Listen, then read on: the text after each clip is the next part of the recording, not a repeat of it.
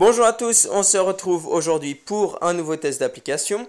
Alors, je vais vous présenter une petite application très sympa qui va vous faire travailler les neurones Cerebrum. Alors, il s'agit en fait d'un jeu qui va vous lancer dans des quiz de différents thèmes et cela à travers différents modes de jeu. Alors, nous en avons deux, la partie simple et le contre-la-montre. La partie simple va vous lancer donc un questionnaire de 15 questions différentes avec 3 types de questions, des vrais ou faux, des questions à choix multiples où vous n'aurez qu'un seul essai, et également des questions où vous n'aurez tout simplement aucune indication.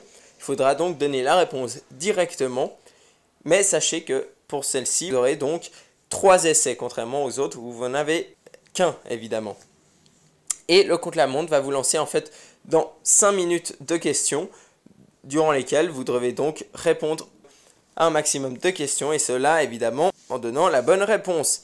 Alors, vous avez une rubrique score, où vous avez vos scores personnels dans chacune des rubriques, et sous web, vous avez en fait les scores qui sont inscrits. Vous-même, vous pouvez vous inscrire pour que votre score se retrouve ici, tout simplement. Voilà, et vous avez différentes options disponibles.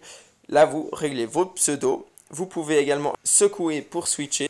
Vous aurez donc 2 jokers disponibles par partie et qui va vous faire donc switcher la question sans que cela vous pénalise évidemment. Si vous enchaînez 3 bonnes réponses, eh bien vous aurez 2 jokers supplémentaires, et si vous enchaînez 6 bonnes réponses d'affilée, eh bien vous aurez 3 jokers supplémentaires.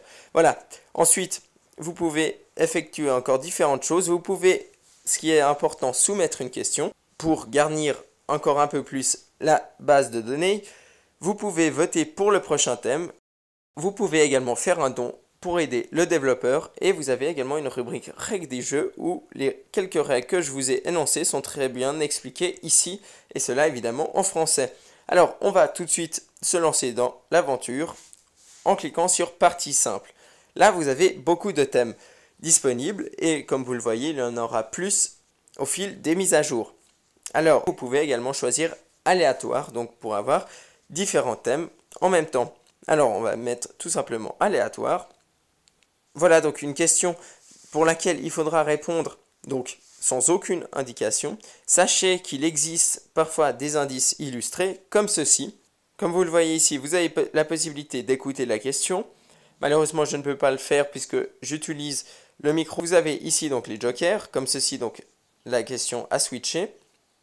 Vous avez la possibilité donc de donner votre langue au chat, comme je l'ai dit.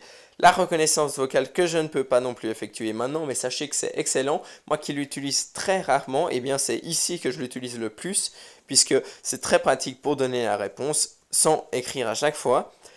Vous pouvez également envoyer à un ami la question. Voilà, donc après avoir répondu aux 15 questions, vous aurez votre score, tout simplement. Voilà, donc là vous avez la possibilité en 3 choix de réponse.